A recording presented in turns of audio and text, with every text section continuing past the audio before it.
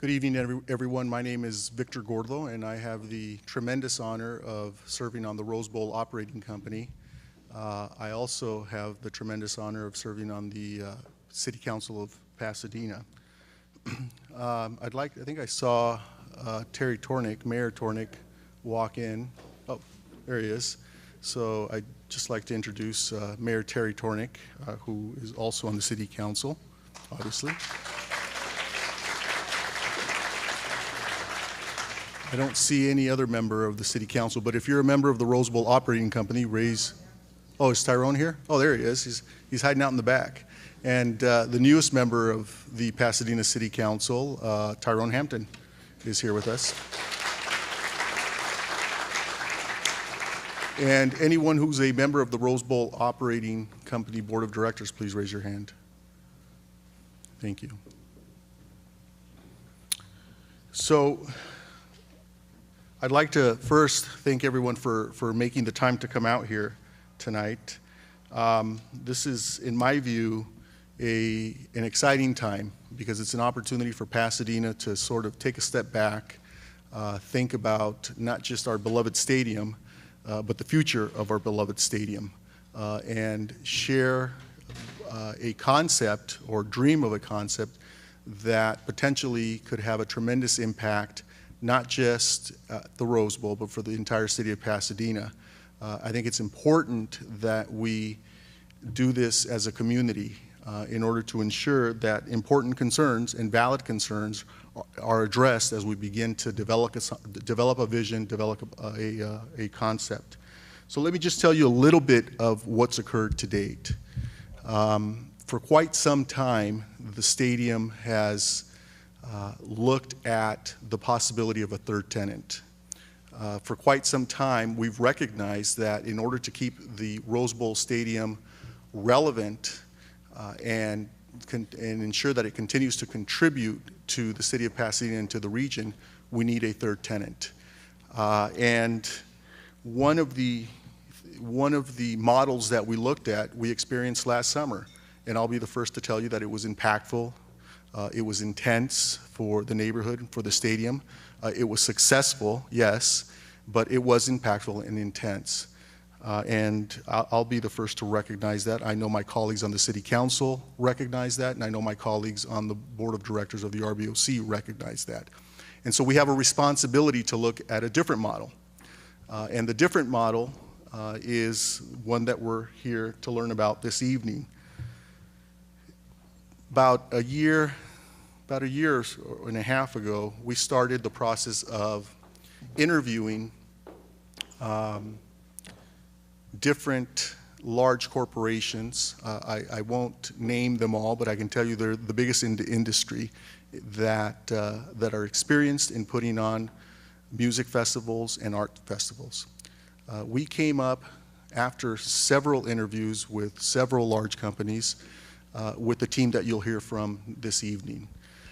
And why this team? Why not other teams? I think you're going to find that the team that's before you today has a long record of achievement when it comes to music and arts festivals, but more importantly, has a long record of achievement in putting on festivals that are unique and that are fitting for the community that they exist in.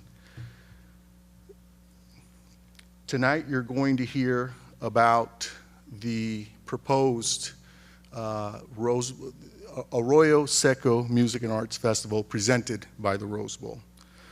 Tonight, you'll hear about the concept that is that Music and Arts Festival.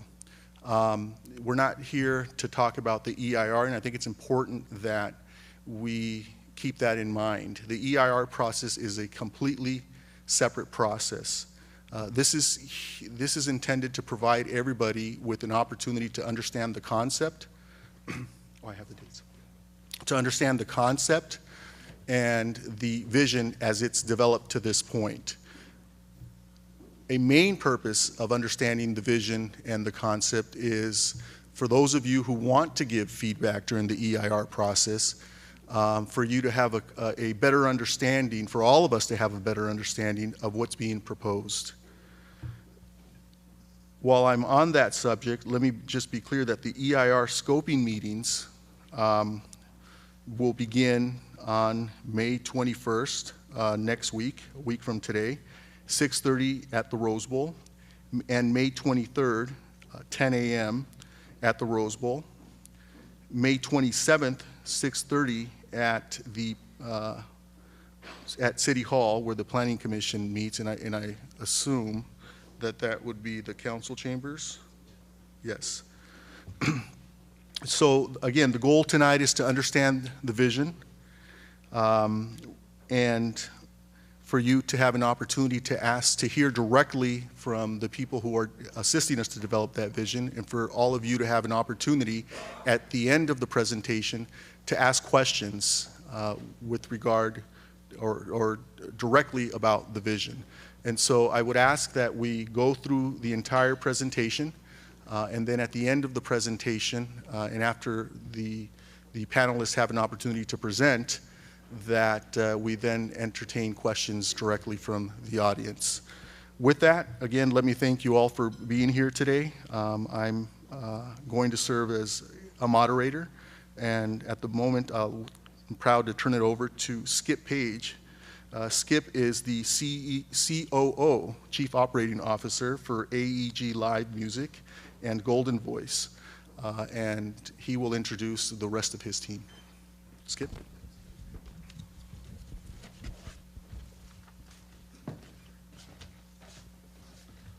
Thank you very much.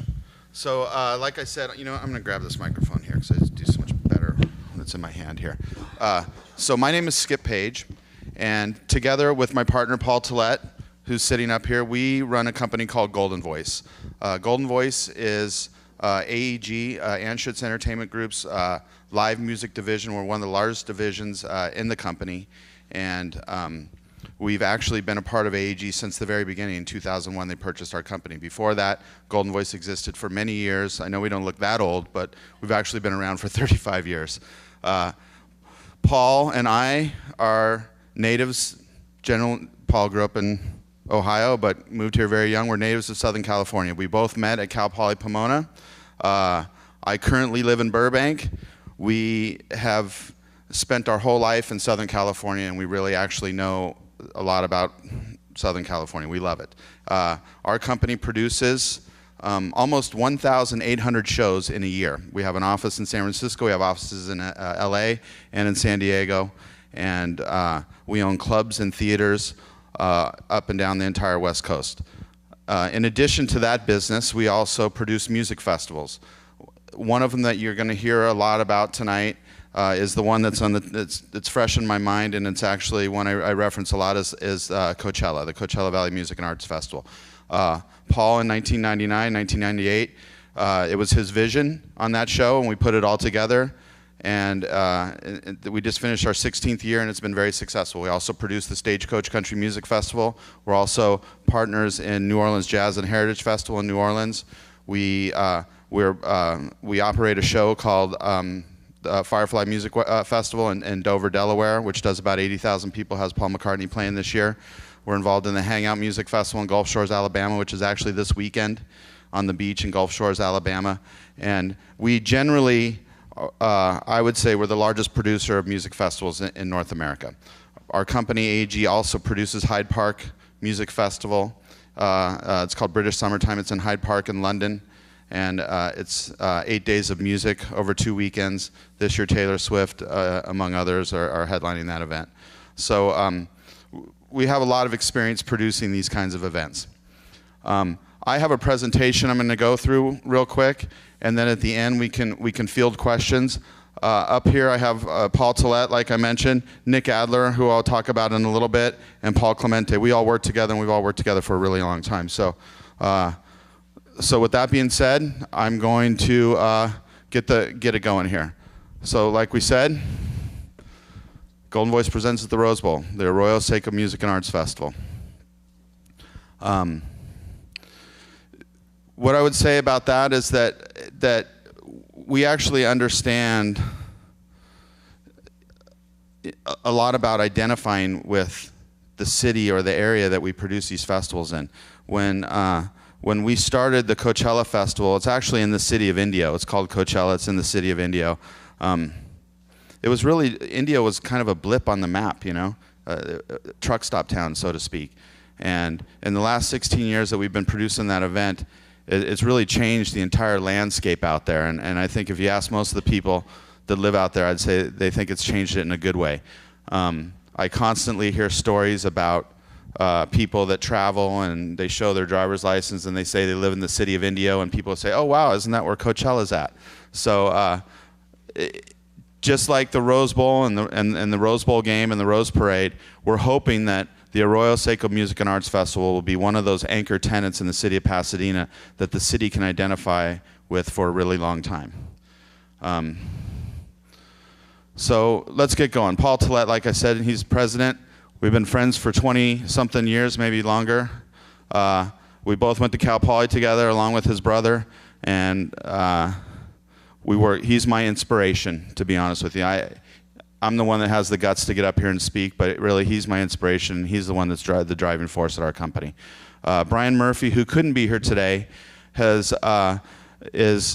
worked with us for the last 5 years, but prior to that owned his own company. It was called Avalon Attractions. Brian produced every event at the Rose Bowl up until the events this past year. Those were the first events I believe that he was not involved with, but up until that time, what's that? Concerts. Sorry, concerts. He produced every concert at the Rose Bowl up until up until last year, I believe. He's on the road with Katy Perry now, so he can't be with us, but he's an integral part of our team. Me, there I am. We'll skip right through that. Nick Adler, who's sitting up here. Nick is our festival producer. He's the day-to-day person in our office that's dealing with this event.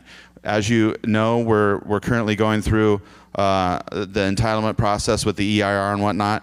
Nick has been heavily involved in that, along with a lot of people from the Rose Bowl and consultants and whatnot that are on the team. Also up here, go back, is Paul Clemente. Raise your hand, Paul. Paul Clemente is our art curator for all of our events, and we're going to get into a little bit of that later. We didn't have a slide for him because we just inserted him in the last day. So real quick, this is the vision. This is the layout for the festival. And I saw a couple printouts over here. What we have here is this is a map, and I believe this is the diagram that's going to be included in the EIR. This shows 5 stages, 1 inside the Rose Bowl and 4 outside. And the reason for that is that we're saying this is going to be a 4-stage festival, but we wanted to have the ability to maybe relocate stages based on our experience after the first year or two. If we wanted to be able to relocate a stage, we wanted to already have those entitlements in place.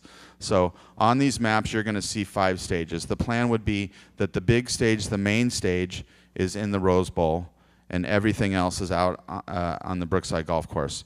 This layout right here, a lot of people think, okay, you're gonna use the golf course, you're gonna take all the parking where the car is gonna park. Well, the layout here is pretty much the same footprint for a New Year's Day event at the Rose Bowl. When you in the southern lot there, when you have all of the NFL, or not the NFL experience, all of the exhibitions and whatnot that go on in the south end of the Rose Bowl there during the game, and all of the extra things, we're really not displacing any more parking than would be displaced on a normal New Year's Day event. This is a little easier diagram here. In the first year, the plan would obviously to have the Rose Bowl stage inside the stadium. We've named them the Huntington, the Arroyo, and the Foothill stage, and you can see the orientation there. One of the things that's going to go on with the EIR process, and I know we have some sound people here already, is to talk a little bit about the orientation, which way the stages are going to face to really minimize any of the impacts of the sound on the neighbors. So we feel, based on our experience, that we have generally a pretty good layout that will help minimize that. But again, there'll be engineers and consultants that are going to help us with that, and along with input from neighbors, obviously. Some of the vision here for the Huntington stage. we really like open spaces and free of structure and whatnot, but we really like to decorate and theme a lot of the areas that we have. So these are some inspirational pieces that we put together to show what may be happening at the different stages right there. The Arroyo stage, same thing. This is the actual photo of the area that we're talking about and how we would dress it up. And then we can get into the Foothill stage.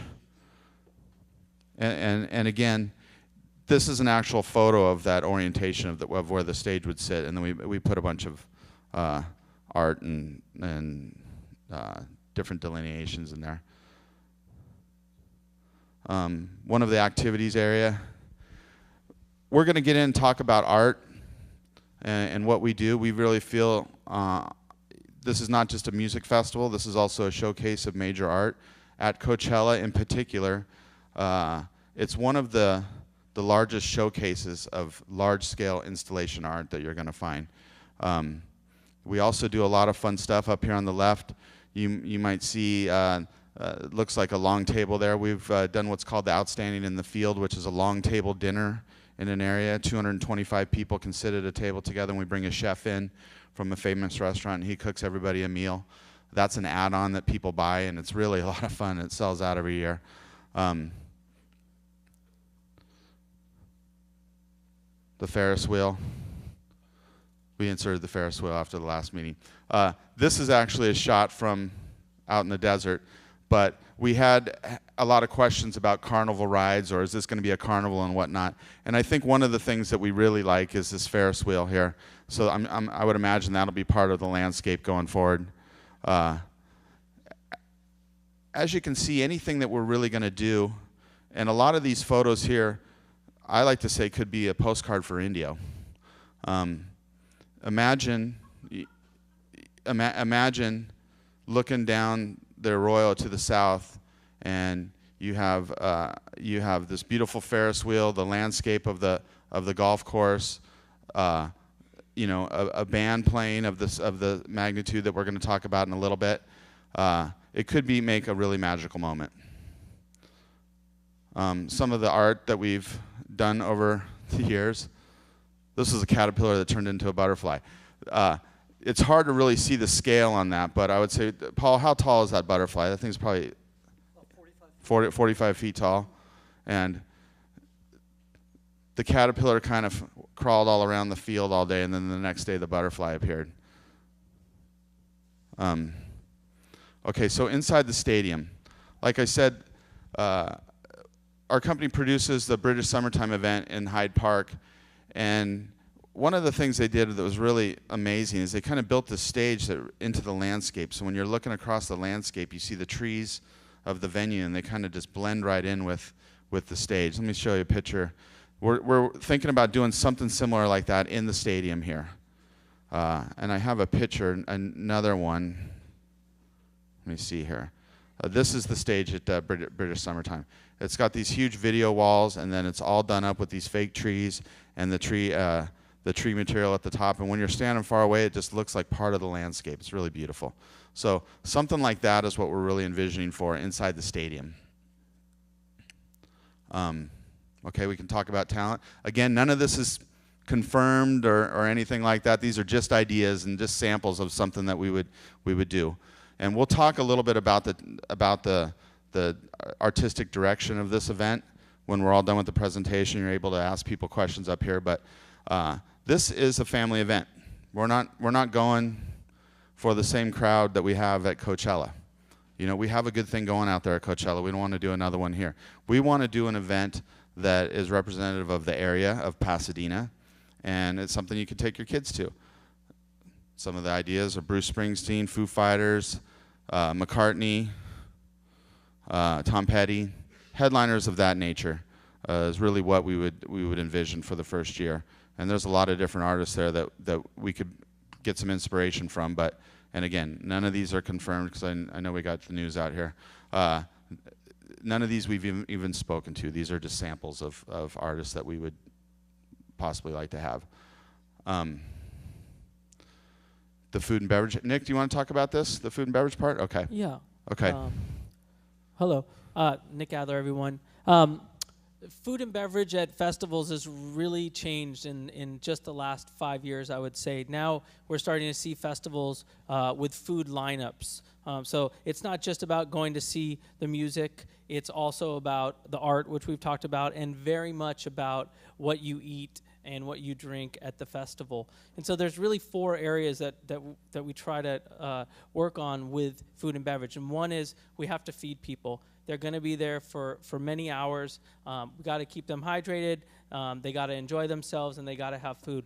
The second thing would be the experience around it. How is it? Is it concession food? Is it somewhere where we've taken a well-known restaurant and we've turned it into a booth, and they can come in and get great food, or is it something where it's like a farmer's market feel, where there's grab and go, and you can grab some great roasted nuts or some beef jerky or boutique s'mores, or, different things that you can grab and go. And then I think what we've really noticed in just the last couple of years is really pushing the envelope and doing things like long tables where people are coming in and we're pairing chefs together.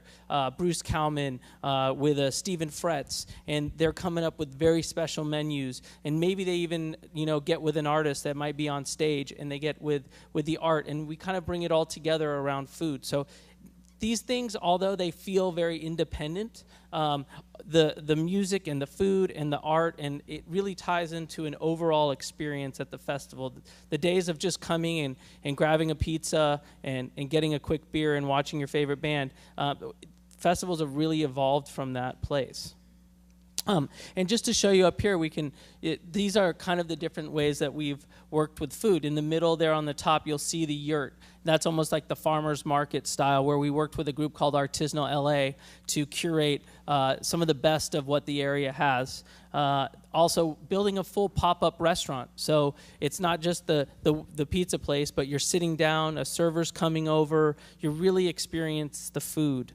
And then having restaurants and bars collaborate with us and curate, going to Lucky Baldwin's and having them curate our craft beer area, really taking from the neighborhood, and they know what this neighborhood wants, and that's what's going to really make this festival feel like it's Pasadena. If you're walking around and you're seeing some of your favorite places, and then people that are coming from all around the world are coming here, and maybe they never got to go to Raymond and experience the food there, but they got a chance to come to the festival and taste a little bit. So it really is a way to bring people and have them experience the festival in a different way, and also have a little bit of a taste of Pasadena.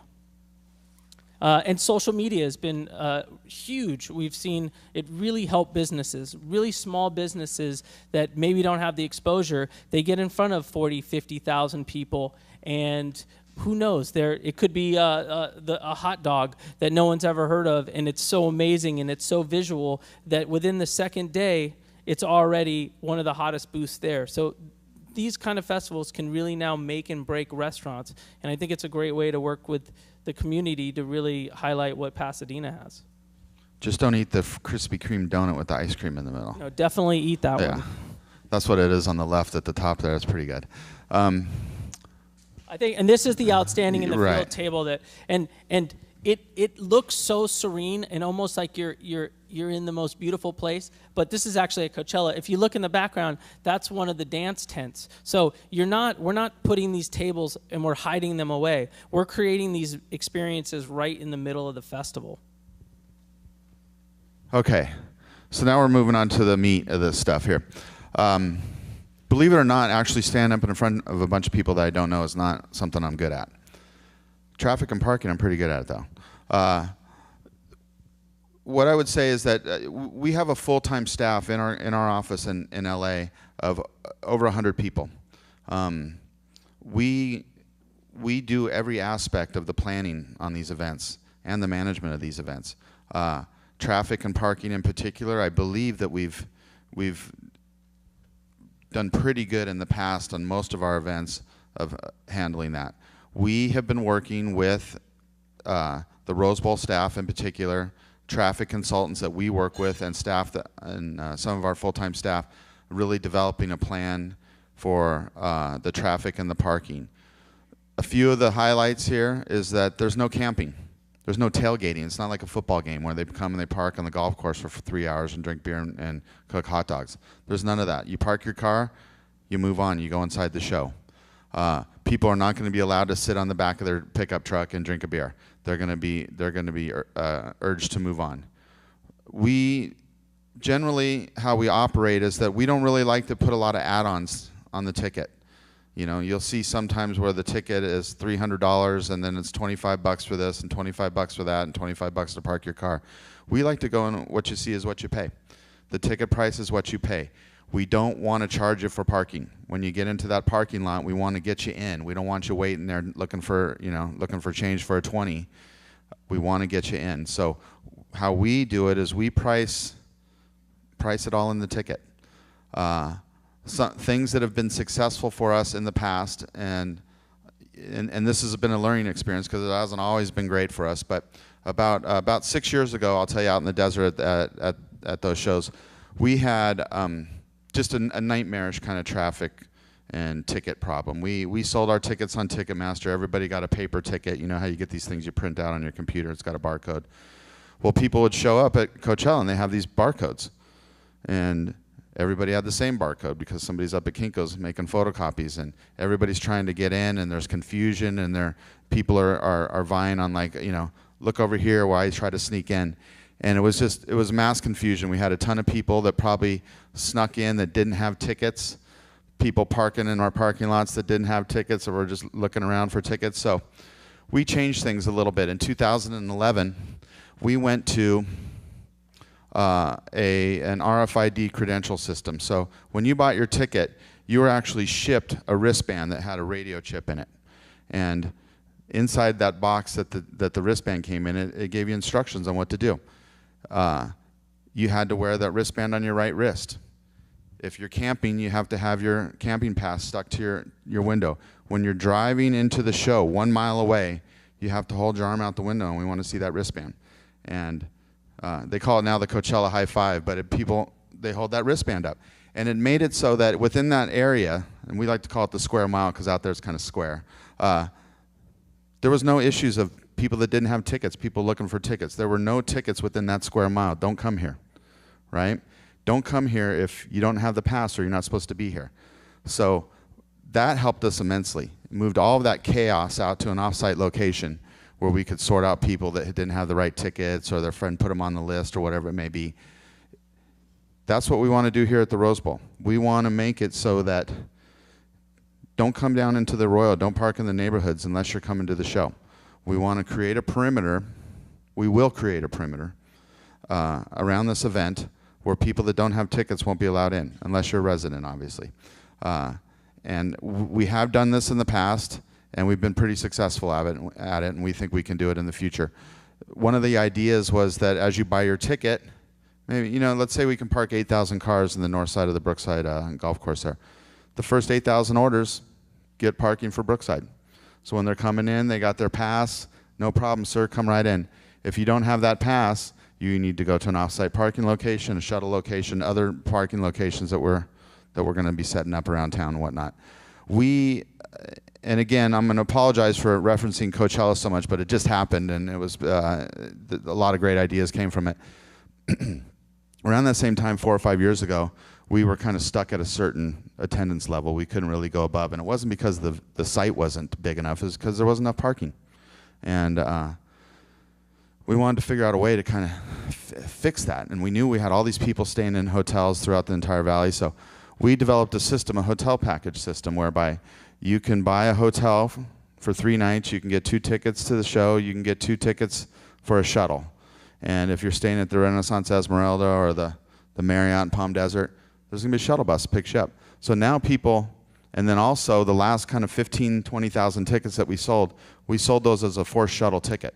So we added $50 onto the ticket, and they got a shuttle pass with that. Well, you know, the first year only about half of those people that actually bought the pass used the shuttle. The next year most of them did, because once they rode that shuttle, they realized it was so great and how easy it was. It dropped you off close to the entrance.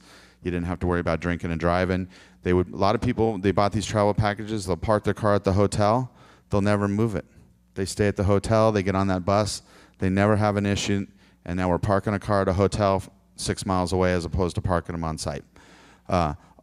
We intend to shuttle. We shuttle over 30,000 people a day at Coachella, and we intend to shuttle a lot of people here, a lot more than what they do at football games.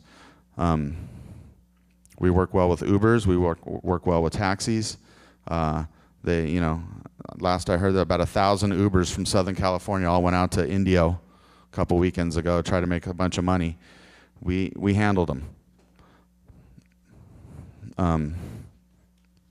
Here's our happy shuttle riders.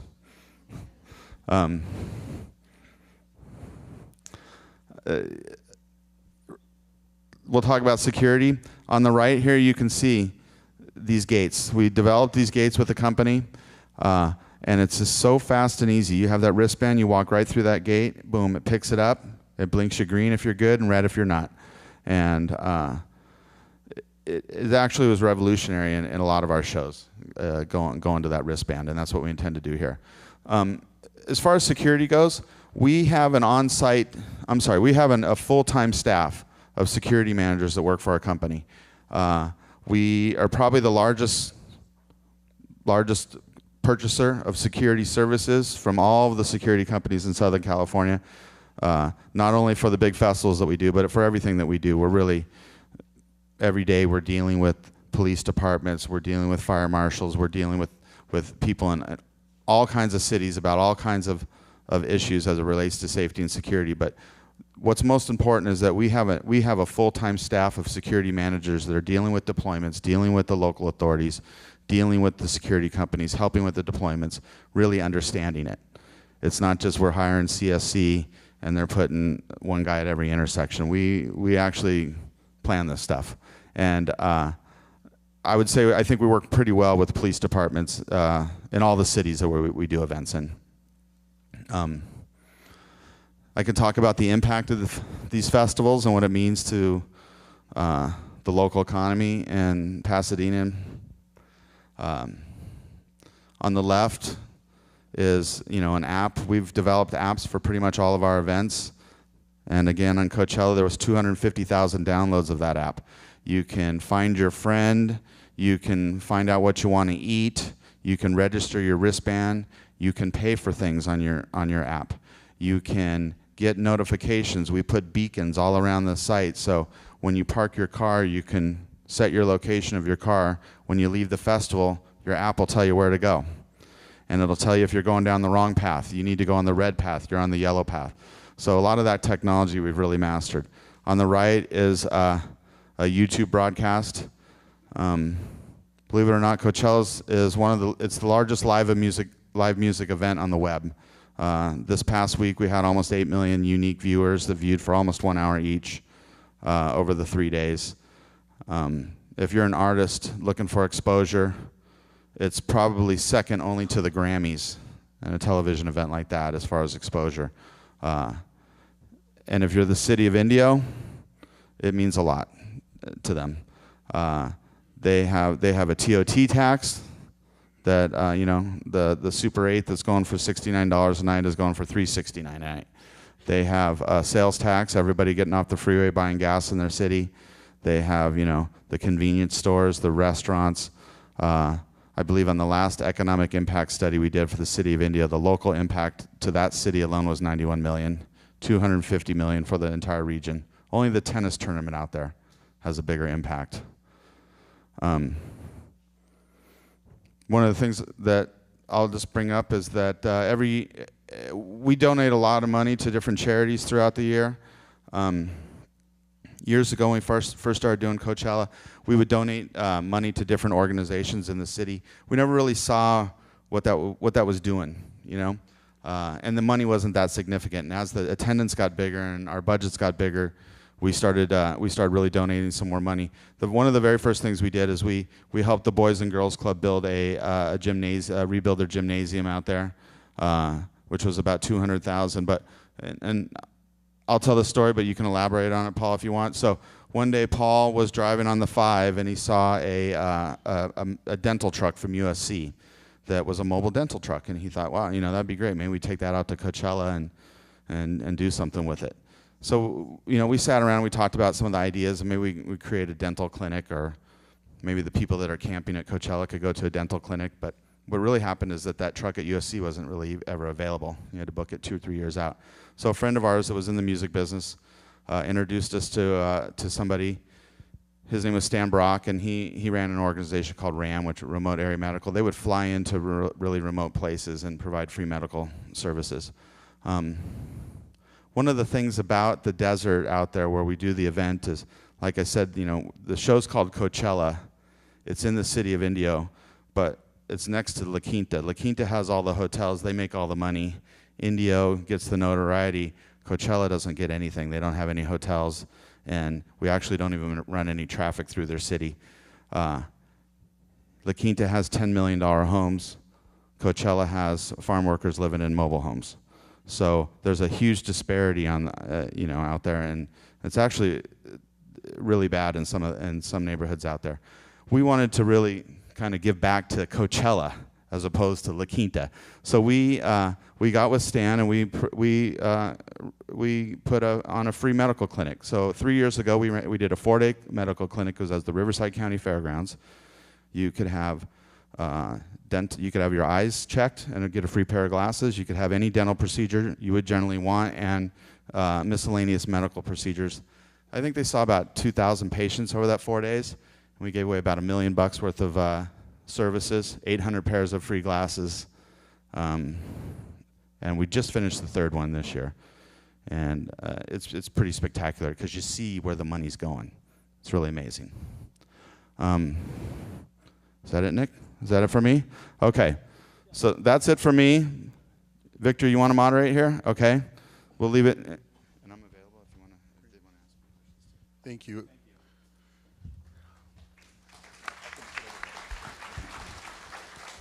So I'm just going to kick off the dialogue here. I think a lot of people here are curious. What's the difference, Paul? This question's for you. What's the difference between a festival and what was experienced last summer? A concert and what was experienced last summer, and a festival? Well, the concerts at the Rose Bowl, those were. Do we need it to be on? Hello? Are you there? Okay. Is the caller there? So. The concerts are, you know, one-day concerts. Some of them were 2, and one of them was 3. So on those festivals, they're all coming at a certain time for a certain act. And what the festivals do is it's more spread out. So take the same amount of people, but instead of all of them coming at 6 o'clock, it's spread out. There's certain times during the day where there is, you know, there are a couple peaks, but it helps so much to be able to spread out that ingress. So that's one of the big, on an operations standpoint, helps. Well, but in terms of the concert being a one-off versus what you would like to develop as an asset. So what we're trying to do here is what we've done at a couple different places. So I'll answer that. I'm going to go back one second. In general, what we're trying to do, and this will sound lofty, but we've done it a couple times now. We're trying to create an institution. And we did it with Coachella somewhat, and Stagecoach the week after is a country version of Coachella. And we bought in 12 years ago to New Orleans Jazz Festival, which is another institution that's been around since 1970. And our partner is the same guy who started it in 1970. And it's very hard to capture a market like Southern California, like the South down there, and have people believe in your event and want to go to it and want to buy a ticket. Coachella, for instance, sells 200,000 tickets with no lineup. People just want to go to the event. They're obviously hoping we're going to book good talent, but they trust the past 16 years that year 17 is going to be nice. So the way you do that is, in the first few years, you're going to end up losing some money if you do it right.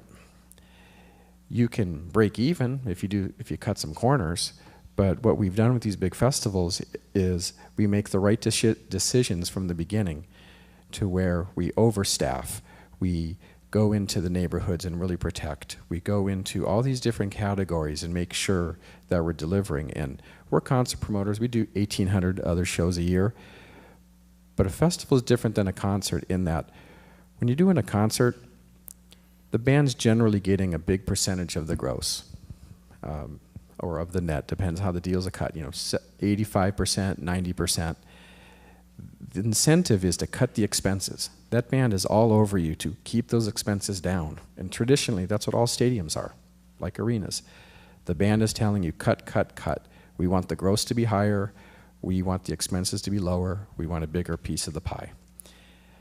The festival concept is we're taking the risk. And there's no band. We're paying the bands a lot of money and everything. They're not telling us what the expenses are going to be. That's up to us. And what we have done a few times here is we've invested heavily knowing 2 or 3 years is going to be painful. The next 10 is going to be great. Next 20. In the Jazz Fest concept, Quinn Davis, 45 years of doing it correctly, and it paid off. And so we feel on the festival front, you're able to get closer to the neighbors, get closer to the community, to the police, to the staff, and do things the way that it's needed because you have a long-term view. And I think that we want to do this in Pasadena. We have a plan. This is not trying to be another place to do Coachella. I'm the first guy that will say, I don't want a competitor to Coachella. Like, we've got a great thing going out there. I don't want to touch it. This is something different. This is people who've been to festivals years ago, but maybe they've stopped going to festivals. Maybe I love Coachella, but maybe they say Coachella's a little nuts for them.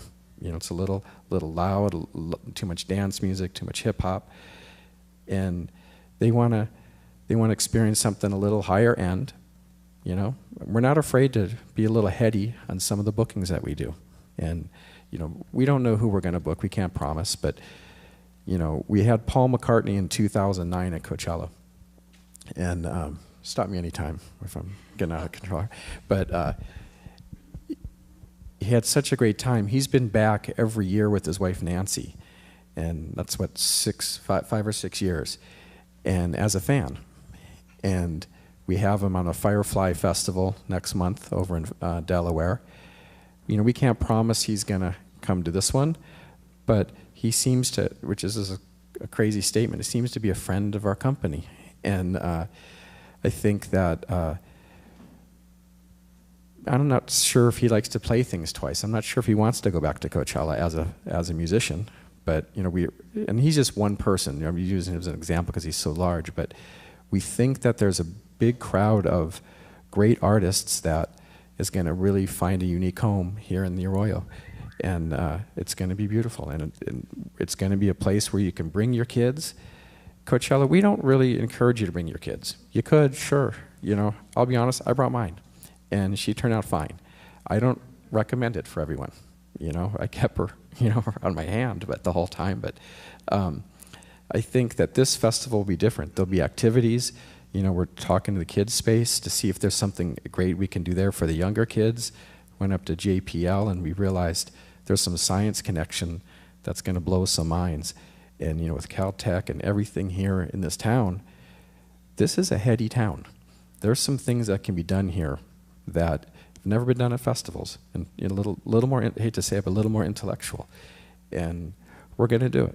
And we're sitting up here, sort of feels like we're bragging how good we're going to do. It's not that. We're selling it. We're trying to get through the process here. But I think that we want to be great neighbors and put something that, is respectful to the city. The last thing I will say is, I said this, maybe it's a dumb sentence, but it's like, the English say about Americans, we don't have a second act. We built Coachella. We're not done. We're concert promoters. We're festival promoters. We're still creating stuff. And we're going to build a new festival. We're going to keep Coachella as great as it is and do what it's doing. It'll innovate out there. But we'll have a new festival that'll go in a different direction. And that's what we're here to talk about. Paul, you talked about Paul McCartney. We saw the images of Bruce Springsteen and others. I think one of the biggest concerns that I heard over and over about last summer is the artists with the heavy bass, the language, profanity. Talk a little bit about the artistic direction that you envision. Well, there's First Amendment, rights and things like that. So I never want to censor anybody, of course, but you're allowed to book whatever you want to book. You can just steer clear of things, and there's no crime in that. And that's what we're looking to do here in Pasadena. We know what the neighborhoods are like. We know what the whole community and the city surrounding. We want to be respectful. Are we going to tell a certain artist what they have to sing about? Of course not. That's never been done anywhere. But you curate it just like the food and like the art. You just pick the right stuff, and it brings the right crowd. And if we bring the right artists, I don't think we'll have the troubles. And I've heard you talk about a festival as something of a synergy between food, music, and art. And we'll get to the art piece. But talk a little bit, open to all of you, about the experience of a festival versus a concert. Generally, a concert, you sit down in the seat and watch the performer. Or you can stand and do what you want, and it's super fun. That is our day job for sure. So I don't want to rag on that. But a festival is more community, more social, where you walk with your friends and you go see things, experience food together, and after you eat something great, you Twitter about it, and the next 2 or 3 days, that certain food blows up. It's like there's a whole community thing, whole social thing that I didn't even understand in the beginning. I never cared about that stuff. And then I just saw how great it enhanced the show. And it's this social thing of people walking around. It's just how people want to see music now. And festivals are here because people like going to them. And if you can just, you've spent some time in Pasadena. Give us your impression of Pasadena and how that relates to the vision that you have for the festival. I mean, you've heard us at the RBOC talk about a festival that would have to be unique to Pasadena and uniquely Pasadena. Now that you've spent some time here, what are your impressions? Yeah, I started, it's been a year and a half I've been thinking about this, but right around New Year's Eve, I came out here for all the festivities and stayed out here for 3 or 4 days and tried to meet as many people as I could and just see the heart and soul of people putting the flowers on and volunteers and just what it means to them, that well beyond anything. It just they love their city so much.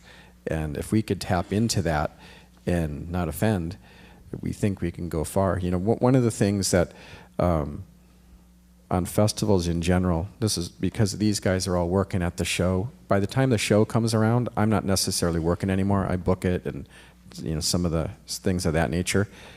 And I grab a wristband and go out and try to experience, coming in through security, coming in through the neighborhood. And I mentioned this in a meeting prior, that out in the desert at our festival, I have a place nearby, and I grab a residence pass and I test, all the security. I hate to be a jerk, but I just want to see how they're going to treat me. And, I'm kind of looking for a foul, like as they say in basketball, And I think the team has done really good in respecting that resident pass. When they see a resident pass, they know, be careful, because this is someone who has to put up with this for the weekend, and we got to take it serious. And this is for Skip or any of you who want to take it. Talk to us about pricing for an event like this. Pricing. Okay, so we kind of envision this as a higher end festival, and in that regard, you're going to have high end talent, and you're going to have a high ticket. The higher the ticket, it kind of keeps the riffraff out a little bit, and it really sets the standard for what kind of event this is going to be. For whatever reason, over the years, Coachella has become one of the highest priced music festivals in North America. I believe there's only one other that's just a little bit higher. But we deliver. We deliver on that experience, and there's no shortage of people that are wanting to buy those tickets. Yeah. So I think that, you know, the price is important. The way we present it to people is important too. Is that, like I mentioned earlier, none of these, no ups, no extras, right? We price it all in. That is the ticket price. We don't add ticketing fees on. We don't add extra fees for parking or whatever it may be. It's one price for the ticket. Everybody pays the same. Over the years, what we've instituted a layaway plan where you can buy the ticket and you can.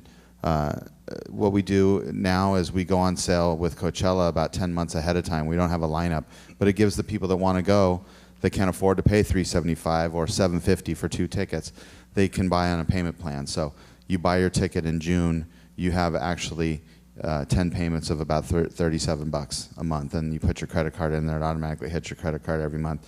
And it makes it so it's just reasonable and people can afford it, because there are a lot of kids, you know, a lot of kids in their 20s and stuff that, you know, $750 is a lot of money.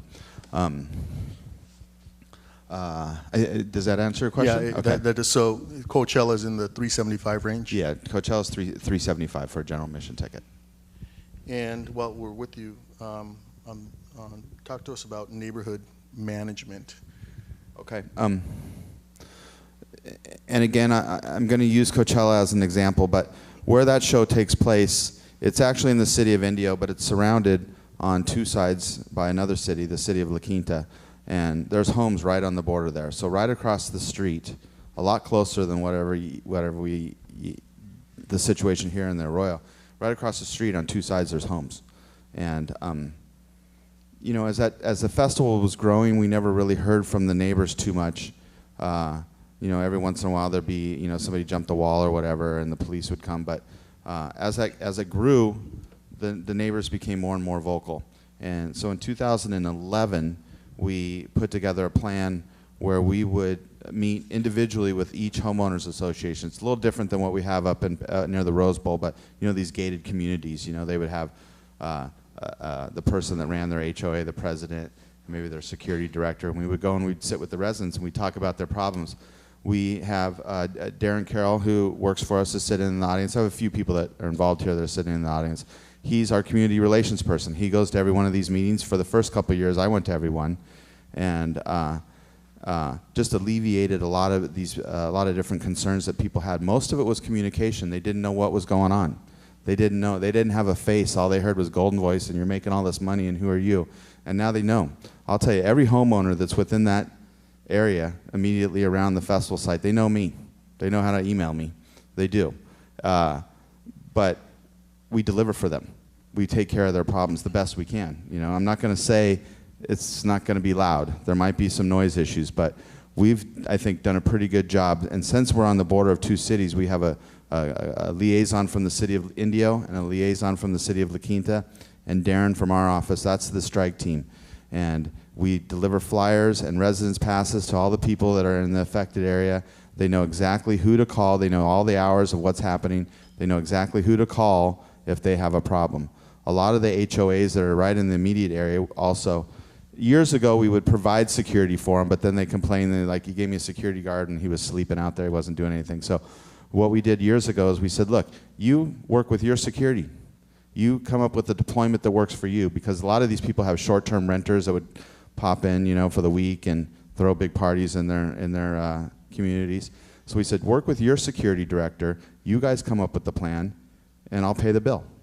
And that way, when the guy in the front gate is sleeping, don't call me. Call your security company that you hired and that you have the relationship with. That changed everything. Made it so that now the homeowners were in charge of their own security. They didn't have that burden of the financial burden for that.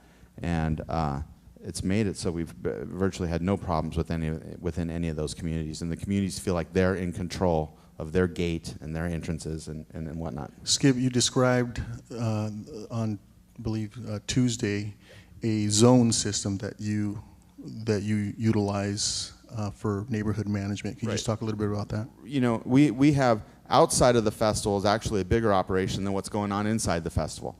And we have an entire perimeter team that handles all of the off-site parking, all of the camping, anything that's happening outside of the gates of the event. And we divide it up into zones.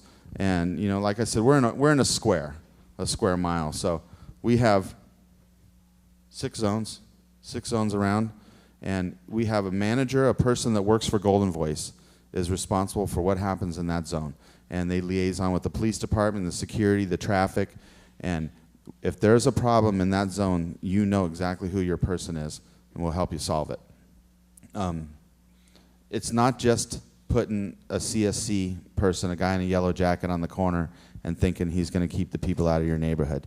It's a combination of us as the promoter and the responsible ones working with the security company and a traffic company, because a lot of times these security companies, they're not allowed to like go out in the street and tell traffic to go certain ways.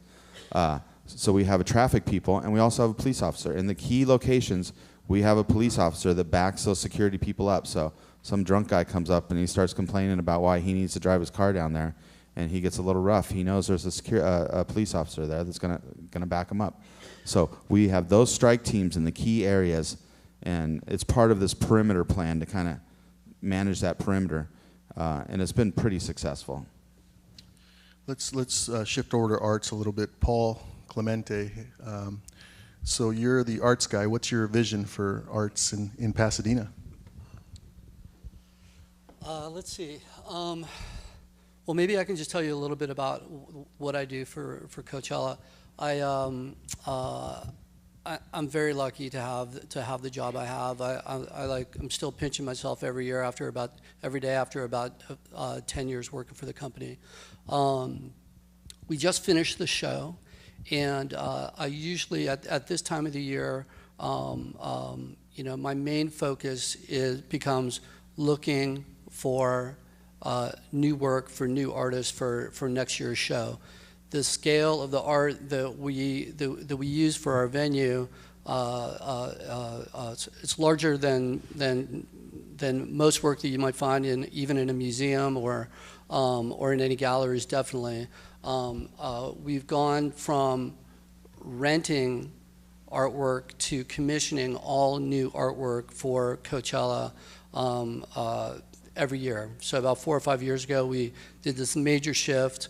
We continue to use a few of the same artists over the years, but every piece of art that you see at Coachella is built specifically for our show, and it's debuting for the first time at our show. This time of the year, we might have a list of a couple hundred artists that we've worked with over the years. I'll send out an RFP to them and asking them to think about what they might want to do for the show next year. And we really need to, I give them about 3 or 4 months to work on proposals, and we need, because everything is being built for the show, we need to give them about 6 months to build. So we need to make a decision about what we're going to do for the show next year by about the end of September, middle of October at the latest. So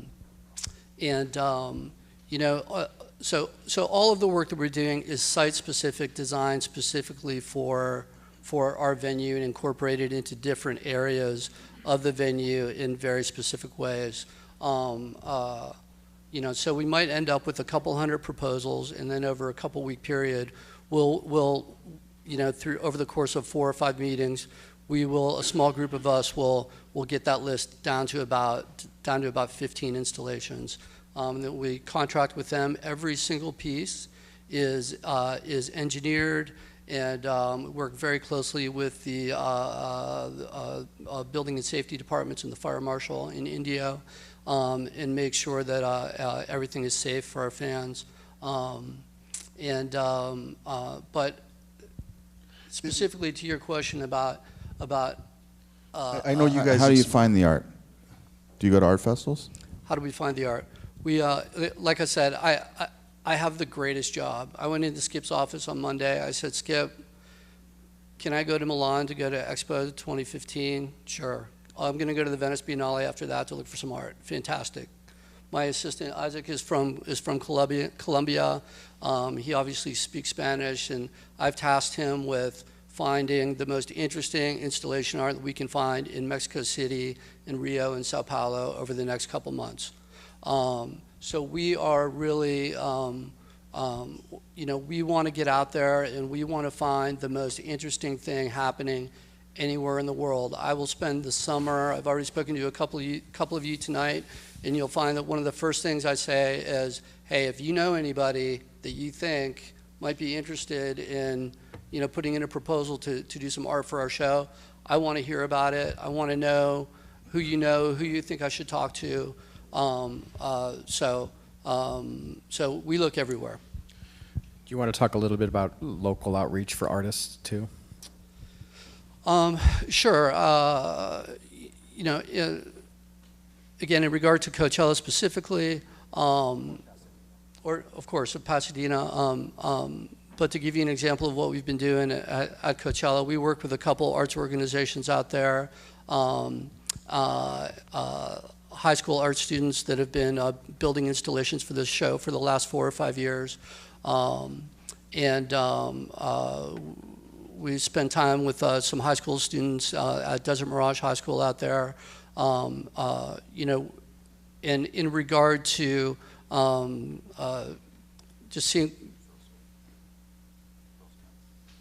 Phil Smith, local artist, of course, from India, his a very well-known light installation artist that's been working with us at the show, did a piece for us 2 years ago. But I definitely, we definitely want to tap into what's happening here in this community, local artists, through local museums, and just further develop that network and see what we can find to incorporate into the show. So, over the last, I'd say 6 weeks, I've been every Tuesday going out at the urging of Daryl Dunn from the Rose Bowl to meet local, I guess you could call it stakeholders in the city, and trying to see what we can drum up. More just let them know what's on our mind, what we're thinking of the festival, and also letting them know, if you think of something, let us know. So, met with Kids Space and JPL and even Norton Simon. They don't lend out Picassos, as it turns out, but there's things we're going to find. We're going to find the right, we're only 4 or 5 meetings into this, but we're going to find the right arts people, and we're already bumping into them right now, and we're going to find exactly what we need to do to make this, great locally, but more important than that is export this visually on the internet throughout the world and say, wow, these artists are from Pasadena. The JPL's got some ideas on, is it art, is it science, we're not sure. That kind of got us excited, and maybe we're even going to take it in a little different direction. I think it's about time we get to questions, but one final subject, and people are concerned about noise management. Tell us how a festival might be different in terms of noise management than what was experienced last summer and the one-off concerts. Okay, so noise. I'd preface it by saying, and I'm not a noise engineer, and I believe there is one here in the room. So much of it depends on the weather. Is there clouds above? Is the wind blowing? Every year at our events, we have a ton of complaints to the south, and then the next year, nobody in the south could even hear it, but everybody behind the stage hears it. So, what we've done over the years is that we've developed. There's a lot of technology out there that exists. As it relates to things that can be done with the stage and the speakers in particular to limit the effect of the noise. So imagine we're at the front of the stage here and we want to reach everybody in the very back. So we turn it up really loud right here, right? What we've done, and a lot of big concerts have done this, we're not the first ones to do it, is we've developed a delay system. So it's almost imagine that, if everybody had their own radio and they could listen to the show themselves. So we have the stage here, we're hitting the people in the first 5 rows, and then in the 5th row there's another speaker and it's hitting the next 5 rows, and the next 5 rows, and the next 5 rows. So it makes it so I don't have to turn it up really loud here. Keep it a nice even volume all the way across. We've also experimented with our sound engineers to develop what they call a cardioid bass system. They have these big bass speakers in the bottom of the stage that point out. They put bass speakers right behind those pointing back, and they put them slightly out of phase. So it kills any kind of vibration coming through the back, so you can actually stand in the back of those stages and you don't really feel any of the bass that's out there. So those are things that we've worked on over the years when we at Coachella we operate under a permit that was under an EIR, and one of the things was we have to have a sound management plan, and there were things that we definitely cannot do. There's decibel levels in certain geographic locations that we cannot exceed. We monitor that constantly. Actually, at Coachella, you can go on a website and you can see the 6 different monitoring locations in real time and see what the dB levels are, and if they exceed at all what our limits are.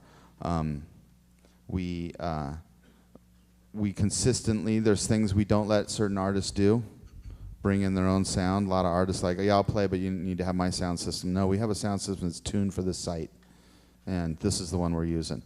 So we constantly update that sound management plan because technology is always changing, but it's the biggest complaint at anything that we do. We do shows all over. We do it at the Coliseum and parks, and it's always sound. And throughout the years, I think we've developed a pretty good system to manage that the best we can. Again, I'm not going to say it's not going to be loud certain times, but I think we can do a lot better job than what you've experienced for kind of the one-off concerts at the Rose Bowl. With the one-off concerts, the artists retain the control and they bring in Yeah, their they own bring, equipment. those concerts, you understand, when an artist comes and plays the Rose Bowl, like, they're not thinking they love Pasadena and they need to play here because they want to play the Rose Bowl. They're thinking it's one of the only 3 places in LA where it has 80,000 seats and I can make a bunch of money. They bring it all. They bring that stage, generally. They bring the sound. They bring the lights. They're bringing their show. And it's even hard for you to, as a promoter. We're not the we weren't the promoter on those shows. We're promoting Kenny Chesney, which is coming up this summer, by the way. But it's hard for the promoter to even say, hey, you know what, Jay-Z, you should probably turn that down. They're thinking, like, this is my show. What we're doing is a little different. This is our event. And we're managing it to best suit our needs because we intend to be here a long time.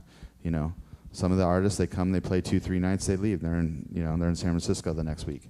And as Paul mentioned, they control the budget too. Their job is to keep those expenses as low as possible. So that's why you don't see extra security up, around your homes. You don't see extra parking staff. They're wanting to cut all that stuff so they can make more money. And that's our business too. I'll be honest, we do that. We're doing AC/DC at the Dodger Stadium in 3 or 4 months. But the festival is different because it's our show, and we're running it, and we're the ones that need to stay, and we're the ones that need to live here. So that's really why we started doing festivals, so we could take some of that control back. Okay, thank you. We're going to open it up to questions so that people have sufficient time. We would only ask that just state your name. There are a couple of people with microphones. If you'll just state your name and speak into the microphone, stand up so everyone can hear and see you. Starting with this gentleman here. Hi, I'm Eugene Hutchins, and my question is specifically regarding the local music arts organizations and just all the arts organizations that are in Pasadena. My view is that it was unfortunate that local arts organizations, which is something of big civic pride of Pasadena, were not even really consulted much about this festival. And I'd like to hear more about, I've heard some about the visual arts, but what about the local arts organizations? How can they play a role in shaping this festival? I'll start that off real quick, is that this is the first meeting. This is our coming out party right now. So if people weren't consulted previously, there wasn't an intent to keep anybody out of the mix, where actually this is our first meeting to kind of like bring people into the fold. So I'm going to let either Paul or Paul can answer that question. Yeah, as I said before, I want to hear your ideas. I want to meet you. I want to see your vision or hear your vision for what you think might be best for it. And if there's some way that we can work together and incorporate into the show, we're happy to do that. Absolutely. It's too big. I mean, I am not like you asked me what my vision was for the show. I mean, it's I'm not. Pardon me. it's still developing, and I'm certainly not designing every inch of everything that's going on out there. I mean, at Coachella again, you know, we're lucky. We have amazing artists that work with us, and we're lucky that we get a couple hundred proposals from artists from all over the world every year to participate in that. And like I said, I'm glad to speak to you afterwards and get a better understanding of what you think could work. Paul, because art is such a large component, would the team be open to a reception for local artists, for example? Absolutely. Everything and anything, any ideas that anyone has about what you think could work, or if you know artists, or if you're an artist yourself. Now, specifically for the show that we've been doing in India, the direction that has gone in the last 5 years is, for example, we don't really have anything that's human scale at the show, because obviously it's going to get anything that you can't see once 6, 8, 10 people are standing around it. That's not really working for us specifically for Coachella. I'm not saying that can't work here, but just as an example, I mean, most of the art that we have that we've been doing for that show is pretty large. Some of the stuff is, we might have an art installation that's an acre, 200 by 200 feet. And we've had installations that are 100 feet tall. And there are only so many artists that are capable of, or that have the experience of working on that scale. You know, do we know them all? No. Do we want to know them all? Yes. So I would love to speak to anybody that has any opinion on it, for sure. And I would just jump in and say the same for the food and beverage community in Pasadena. This is the beginning, and it's almost, I don't want to say easy, like it's simple, but it's almost the easiest way to really bring the community in to this festival. Is going to be through Paul Clemente and the art program, and through some of the things we do with food and beverage, because not only are those businesses going to get attendance from people that come to this city and they go before the festival and after the festival, but how do we pull them in to what we're doing and into the programming and experience? And I can tell you that we will go to any meeting and every meeting where someone wants to talk about their business and in terms of restaurant, for me personally, and food and beverage, and figure out how do we integrate? Do we integrate by food for the artists? Is it food for the fans? Is it really, there's so many different categories to bring the neighborhood in. Thank you. Next question. Mike Warner, and then we'll move our way. We'll go one side to the other. Thank you. He said Michael Warner's my name. I've heard a lot about your concepts of what you want to do. What I didn't hear or I missed, is there a timeline or a focus you have for what time of the year, and again, what year do you perceive putting this together? We're shooting for mid-June of next year, 2016, you know, pending everything that we're working on here. And then going annual from then on. We want to stick to a certain time. So for a few reasons, we want the neighbors to be able to have certainty of when this event is going to be each year, so plan accordingly. And also for fan and artists, that they can plan accordingly too. We're on a pretty strict timeline as it relates to the EIR, with the scoping meeting starting in a week or two here. And then that just starts the clock ticking on all of the processes and whatnot. We're hoping to have the EIR wrapped up, and we're hoping to have city council approval, I believe, sometime in January. Is that end of the year? I think the timeline is that the EIR would reach the city council sometime in December. Okay, yeah. So, you know, so that's the timeline we're working on. We're on schedule, right? Yes. We're on schedule so far. Just started, but we're on. So that's what we're doing as far as the entitlements go. I think the concept is January and June in Pasadena, with a certainty built in that it's every June. It wouldn't move around, so that everyone knows years in advance when the event would occur.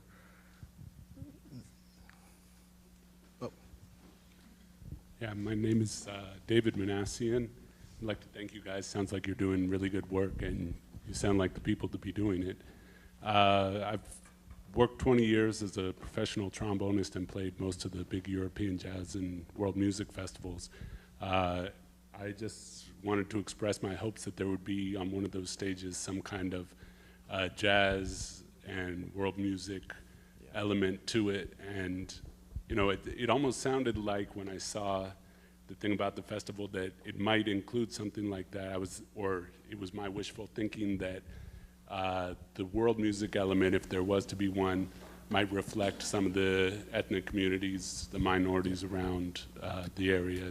Positively, and good question on that. So we didn't really talk a lot about this, but because we talked about some big artists, but we just came back from Jazz Fest in New Orleans, and it is the greatest festival out there. It ends, you know, pretty early, and there's no production, so it's kind of funny. It's just musicians. There's no sound. I mean, there's no lights.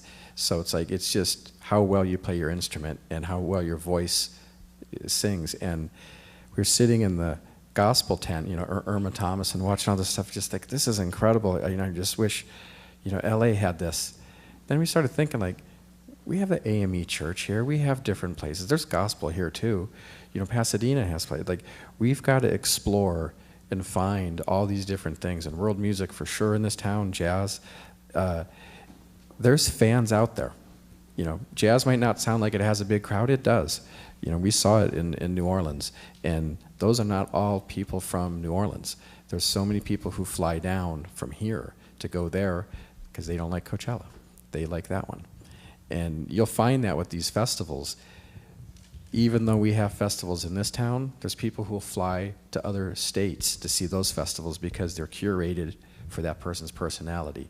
And we need to have all these different singer, songwriter, and world and jazz and blues. It's like, you're going to see, this is going to be deep, booked deeply. And also, there's going to be, you know, current artists. You know, I hate saying any names because it, you know, gets out there acting like we've talked to them, which we haven't. But, you know, new bands, you know, Future Islands and these types of bands, like Band of Horses. These are great bands that would work well in the Arroyo and mixed in with all these other things. And a lot of them have played Jazz Fest before. It's called Jazz Fest. You know, a lot of different, no doubt ended up playing Jazz Fest this year, and they're not a jazz band. But it's in the whole, it works.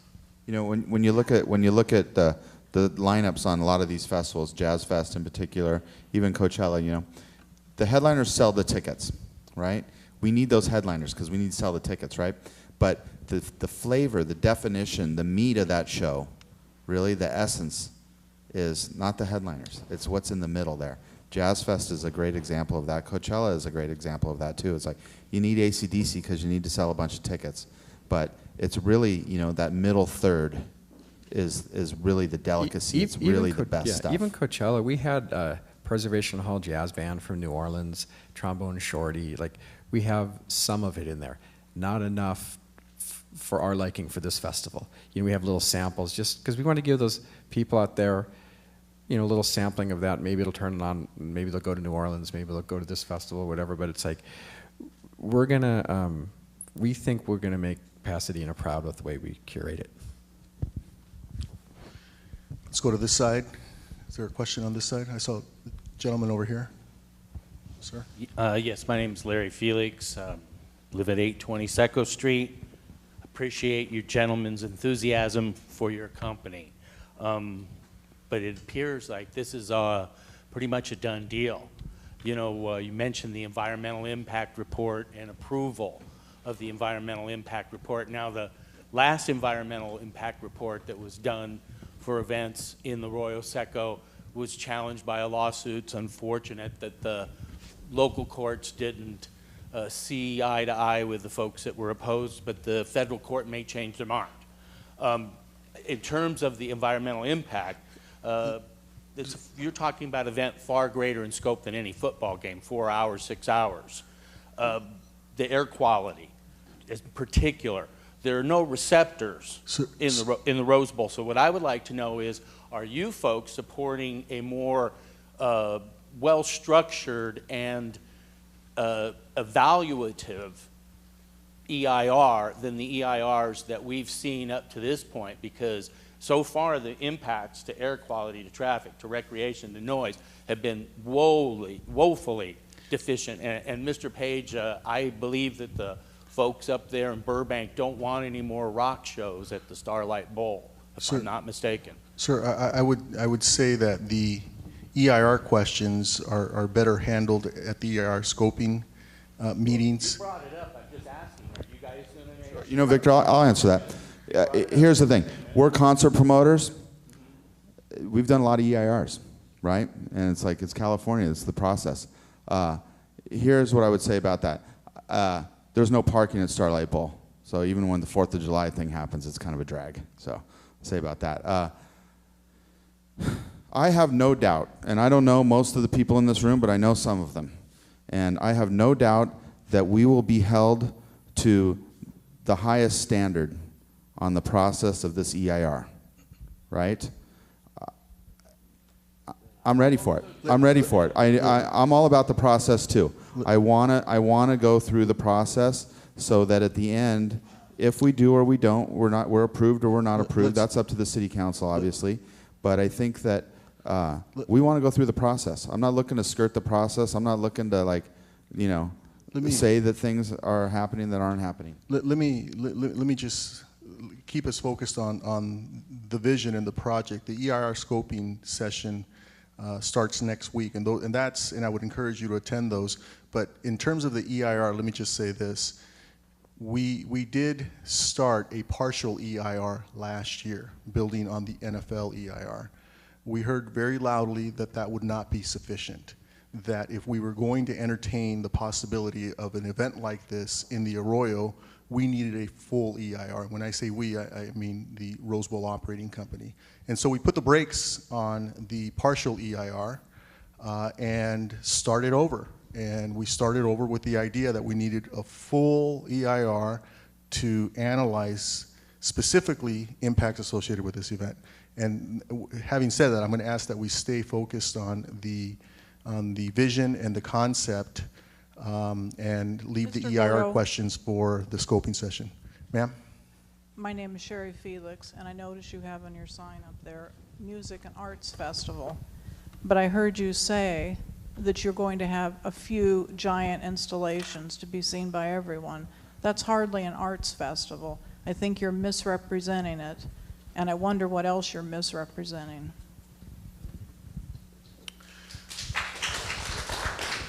Come back over here. Jeff Baum. Oh, Gary? Let's start with Gary, and then we'll go to Jeff. How you doing, guys? Gary Moody, CMI Consultants. I go way back with Golden Voice back in the days of funk festivals with George Clinton. But the key here today is that what you're seeing here is this is a unique opportunity in a unique city. I was at the concert when they had their first 80,000 sellout with Blue Oyster Cult, Journey, and Triumph. So we're not new to the concept, as well as when Bon Jovi was here and other concerts that have been held. But the key here, I think, which is going to be really important, is how you basically stay tuned in regards to your vision, how it not only represents Golden Voice and AEG, but how it also represents the city of Pasadena. We're very well abreast in things that go on at the Rose Bowl. And we have a very vibrant community that surrounds the Rose Bowl that's very much concerned with the quality, not only of life, but the quality that goes into the Rose Bowl. But I would offer the fact that in regards to the arts community that we have here, which is international, and the music and entertainment background that we have here, which is also international, that we can reach 44 million people in one day. You know, so also think of the fact that right now, this is an equal opportunity, all right? And if you want to come here and stay here for years and do something like this for years, it's going to be very important that this vision also encaptures the vision, which is a part of what Pasadena is all about. And I do offer my services. Thank you. Thank you. What was your name again? Let's move on to Jeff Baum, and then we'll bounce back to this side and come back to. Thank you. I'm Jeff Baum. I'm president of the West Pasadena Residents Association, which has over 6,000 members that are adjacent to the Rose Bowl as well.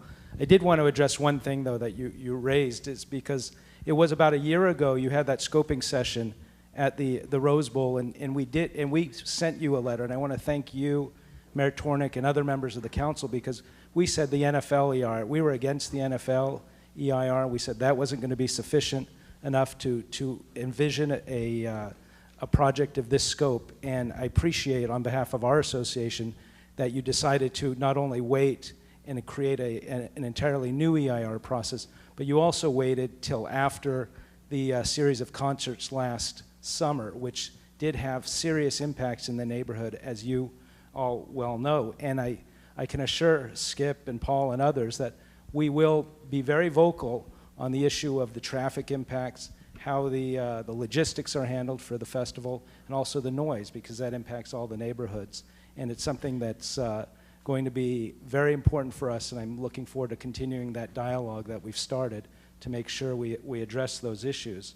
And also, one of the things I had as a question, there's two questions that I have that I don't think have been yet addressed. One is, I want to also praise these guys, because I do feel the messages come loud and clear, and I've seen in what you've presented to us a real sensitivity to this community, and also the potential that this community has to have a world-class festival as well. And one of the things I liked, which I was worried about with the NFL, was giving our municipal stadium, an iconic venue, over to a corporation to run and brand and do all that. And I wanted to ask Paul, too. I noticed on your diagrams that there wasn't a lot of corporate logos or anything like that. And is that going to be within the festival? Because I'd rather see the art in the music showcase rather than Honda or Xerox or whatever, just because I think it's more organic to this community. And then for you, Victor, too, the question is, this doesn't work for all of us if it's not financially successful for the city. One of the reasons we may be willing to also deal with all the impacts is that, does it make financial sense for the city, and how are we going to ensure that's the case, and how are we going to ensure that the vision that's presented is the one that we actually experience? So those are my two questions. So I'll take the sponsor one. I'm not a big fan of sponsors, and it's documented out there among the sponsor community probably. But I think when you watch a band, you shouldn't have to look at a company's name. I think it's a sacred moment. You're watching an entertainer. You shouldn't have to look at anything. I made a mistake year 2 of Coachella, and I put the logo of Coachella above the stage. Everyone told me, you got to get that logo, you got to establish this brand. And I was sitting out there watching it, and I thought, you know you're at Coachella, why do I have to put the word up there? And I just kept looking at the word when the performer was on. And now that being said, maybe that's just me. I'm almost 50, so maybe that's, you know, from the old days, I have that in me, but a lot of kids don't care anymore, I guess. But I think that it's still, you should protect the artist and the consumer on that. Now, you can have things that are fun, all these apps nowadays. People love these apps, you know, and there's sponsors within those apps, kind of, I guess. I don't even understand what they're getting out of it, but it seems to be something where they all want to be. And no, it's got to be incidental to the show. Thank you.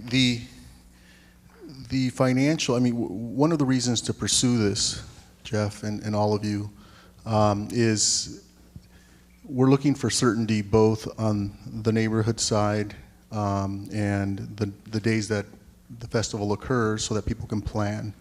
But we're also looking for certainty on the stadium side in terms of the finances. You know, the current model we have right now, people show up a few months, promoters show up a few months before they want to do an event. We don't know when they're going to show up. And they also restrict us from telling the public we're going to have a concert 6 months from now, for example, because very important to them is when they announce. And so the model that we have currently that we experienced in what I called the Summer of Learning last year is people show up, promoters, and they say they want to have a concert. And it makes it very difficult to plan the stadium's finances. You know, last year in December, we we believed that we were going to have a similar year in terms of demand, a similar number of displacement events, concerts, and soccer games. We thought 2015 will be just like 2014. By January or February of this year, most of those events had gone away. And that created a lot of uncertainty for us at the stadium and at the city. We anticipate that the music festival could come close to providing the certainty that, for example, 7 displacement events would provide for the stadium. And so the finances are such with the festival that the number of displacement events that you experienced last summer would be, the need for those displacement events, that number, 7 or 8, would not be as great. So the finances are really much more favorable and on a longer term. Because the other thing that we learned is last summer is, and it's been talked about, the promoters that come in, you know, the Eminems and the Jay-Z's of the world, they want to be here, they want to do their concert, and they want to go away. The difference here is with the festival, these gentlemen and their investors and their partners want to build an asset over time. And so that model provides much more certainty to the stadium. Does that answer your question? Yes, this. Hi, Rocio Gasca, and I just want to know if you are already have the estimate of the length of the festival. Is it going to be 2 days, 3 days? The thought is we would start out 2 days, and as it gets going, move into 3 days. Okay. And you were talking about prices for Coachella. Is that something you are trying to do here as well? Similar? It'd be lower in the beginning, and then as it gets established, as the bands go up in price, you know, ticket price would go up. Thank you. Gentleman in the back. Wes? Hi, my name is Wes Ruderman. I work for a local public health nonprofit, and I have a question regarding food and beverage pricing.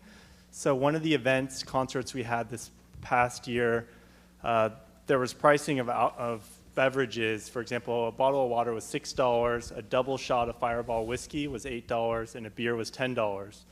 And as a result of that, you had a lot of people doing double shots of whiskey, and the LA Times actually picked up on it, and the unfortunate consequences, which of course were heavily intoxicated people, folks needing emergency services and related issues. So I'm curious in terms of how much control you have over beverage pricing, and if you can at least guarantee that you will be able to set pricing that encourages responsible alcohol use and, you know, make sure to keep things as safe as possible. Thanks. I'd say one of the things about producing festivals for us is that we like to have control over every aspect of the fan experience. When you go to the Rose Bowl now, right, Jay-Z doesn't necessarily have control over the price of the beer, or if you're selling churros, or if you're selling French fries. At our festivals, we control every aspect of that, and that includes the pricing. I would say out in the desert, it's 100 degrees a lot of times, right? And we've sold bottles of water, half-liter bottles of water. There's a ton of free water, so if you bring your camel pack or whatever, you can get free water. If you want to buy a bottle of water, it's been $2. It's been $2 for 16 years. It's never going to go up. I know the news is here, but there's never going to go up. We don't sell shots. It's just anti-productive. We want people to actually stay there and watch the show and get a hot dog later on. If they're doing shots, it's a recipe for disaster. So we do not sell shots, but we control every aspect of the food and beverage at these large-scale events. Did you want to add anything, Nick?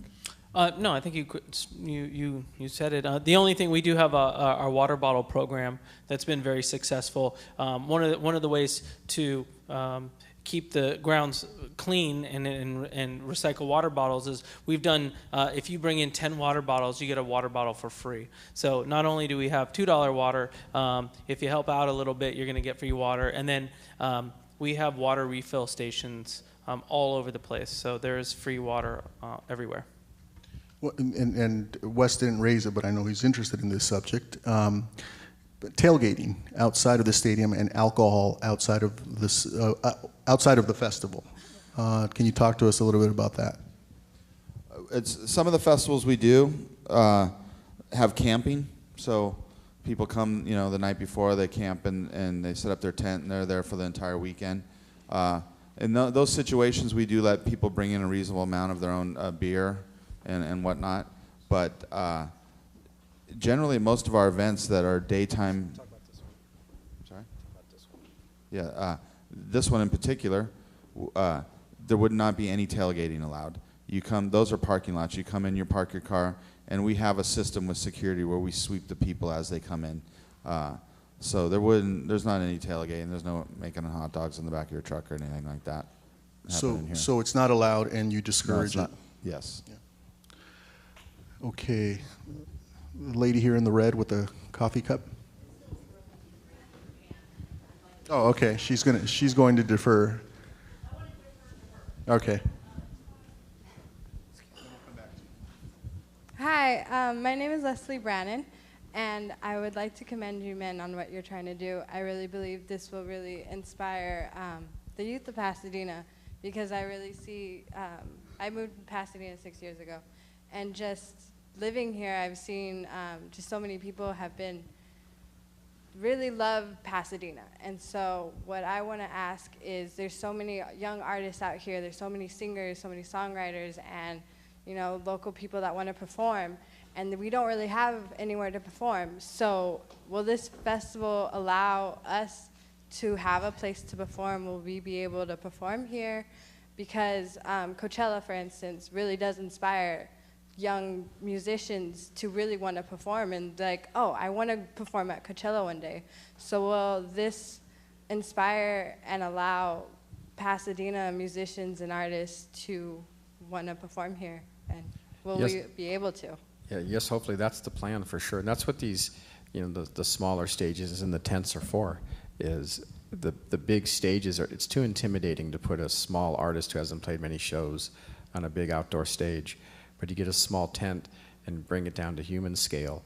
It's, you know, they don't have to do hour sets. They can be 10, 15, 20 minutes, do your thing and keep it going, and it's going to be really fun that way.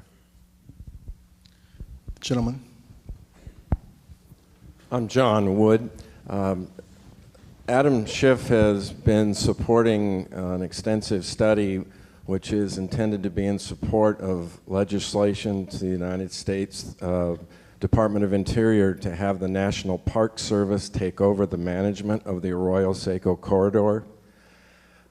First question is, were you aware of that? And if so, if that vote were to take place in the next 2 years, how would that affect your project, and what, if any, of our elected officials might have an opinion as to who would make the decision on whether this would go ahead, and whether it be the National Park Service or the City of Pasadena?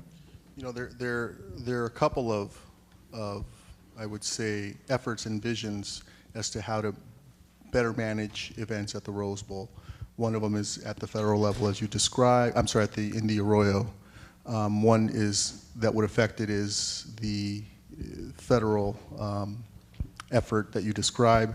Another is a discussion that we've talked about in Pasadena about better coordinating events in and around the Arroyo, both displacement events and minor events. Obviously, federal law is federal law and would usurp any local law. But until we have concrete legislation that's adopted, that's brought forth, it's hard to respond to that. Gentlemen, were you aware of the fact that you might be talking to the wrong people in terms of getting approval for this? We hear lots of rumors. We go with who's got it currently. Victor says he's the guy.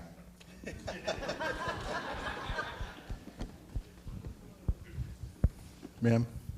Hi, my name's Pat Rowan. If you'll use the microphone, because the TV cameras are. Hi, my name's Pat Rowan, and I'm really curious about the art aspect, especially the large-scale art. I want to know, what is the ultimate disposition of those pieces, and is there opportunity for different institutions in the city of Pasadena to have them placed on campuses like Caltech or Design Center or places like that, or do they just go to some giant art installation graveyard? Well, there's a lot of ways I could answer that, because there's a whole variety of answers, and a lot of pieces end up in different places. Some of them, some of the art is built for the first and only time for our show. Of course, there are a lot of things that to factor in here. What the pieces are made out of, if they're made out of soft goods, are they made out of steel, are they made out of stone, are they built to last 100 years, or are they built to last for 2 weekends? Over the last few years, we have been keeping some of the pieces for the site, and they live on our property. And a few of those in the last couple of years have been moved to local parks in the city of Indio, and we just moved a piece recently to the neighboring town in La Quinta, and we're making plans to move a piece to the town of Coachella. So it depends. We'd like to see. It would be great if a lot of them lived on and had second lives elsewhere, and that's a goal for us for sure. I don't know if you guys have seen any of the photographs of any of the work that we've been doing out there. If you're interested in seeing, all you have to do is a Google search for Coachella art, and probably 50, 60, 70 different pieces will pop up. Last year we did a piece. It was probably in a billion photographs all over the world. It was an astronaut that was about 55 feet tall that moved around the field at about 2 miles an hour. That's a piece that did find a second life and was installed in a science museum in, I believe it was on Minneapolis a couple months ago. And some of the pieces I noticed in Coachella are placed on the actual grounds permanently also. Yeah, semi-permanently, for sure. Some of those that have been permanent, we've moved out into the neighboring cities and some of the parks and whatnot. 2 more questions. Mr. Hamilton, My name is John Nacarado. My question is, when we leave here tonight and we have more questions, is there an email address we can send questions to? Yes, Daryl, we.